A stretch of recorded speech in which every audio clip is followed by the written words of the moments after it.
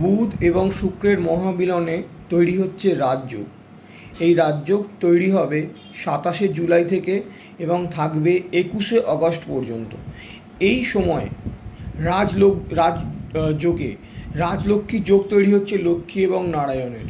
এই সময় কিন্তু 3 রাশির মালামাল হওয়ার সুযোগ। 3 রাশির কিন্তু অর্থ সম্পদ, ধনসম্পদ এবং মান সম্মান, চাকরিতে যে ধরনের বাধা ছিল সেই বাধা কেটে যাবে। ইন্টারভিউ ক্র্যাক করতে পারছিল না যে সকল রাশিরা, এই 3 রাশিরা, এদের বাধা কিন্তু কেটে যাবে এবং অর্থ কিন্তু আসতে থাকবে। যে অর্থ ব্যয় হয়ে গেছিলো সেই অর্থ কিন্তু আসতে থাকবে।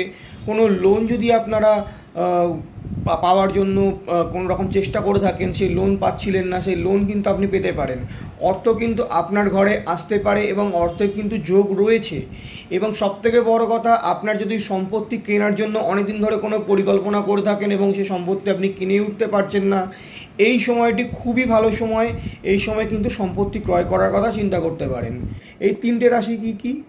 1 হচ্ছে কর্কট রাশি, 2 হচ্ছে মিথুন রাশি এবং 3 হচ্ছে ধনু রাশি। এই 3 রাশির কিন্তু খুব ভালো রাজযোগ তৈরি হয়েছে 27শে জুলাই থেকে 21শে আগস্ট অবধি। ভিডিওটি যদি ভালো লেগে থাকে তাহলে সবার মধ্যে শেয়ার করে দিন এবং একটি লাইক দিন।